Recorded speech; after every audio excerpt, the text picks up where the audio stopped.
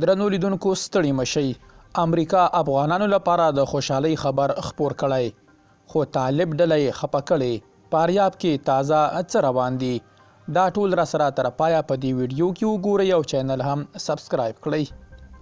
له فاریاب څخه راپورونه وایي چې هلته د طالب ډلې د یو مهم ازبک قومندان مخدوم علم د نیولو پر باد یا ضد پراخ لاریونونه او ګډوډۍ رامنځته شوي. لاریونوالو د نوموړي نیول کېدل توکمیزه تنګلیدي یا قومي تبعیض ګڼلی او د بندي کېدو د تورنو پر نیولو یې ټینګار کړی.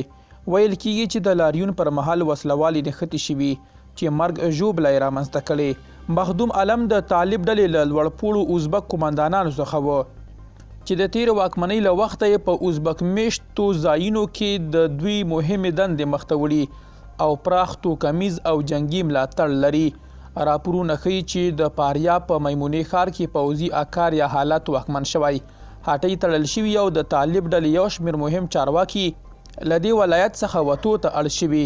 د ولسمشر محمد اشرف غني لومړي مرستیال امرالله صالح د فاریاب د طالب ډلې بډ یا ضد پاڅون هرکلی کړی او وګړو ته یې د پرونیو پاڅونونو مبارکي ویلې.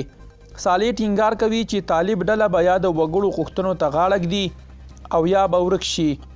طالب ډلې د فاریاب د پروني اکار یا وضعیت په اړه څه نه دي ویلي. له دې ولایت څخه له څو ورځو راهیسې د طالب ډلې د مرګونو خپلمنځیو نښتو راپورونه ورکړل شوي. امریکا وایي اړمنو افغانانو سره خپلو بشري مرستو ته پایښت یا دوام ورکوو.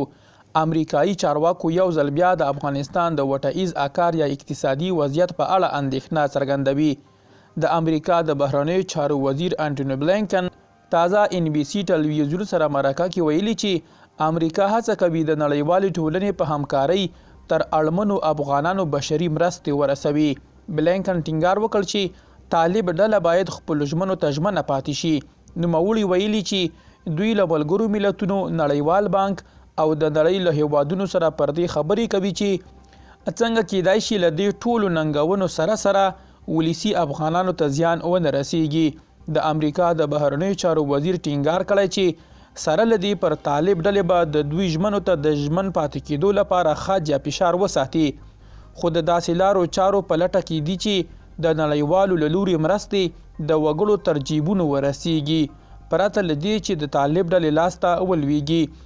خو طالب ډله بیا وایي چې ټول هغه هیوادونه چې غواړي له افغانستان سره مرسته وکړي ډاډه دي وي چې دا مرستې به تر اړمنو افغانانو رسیږي.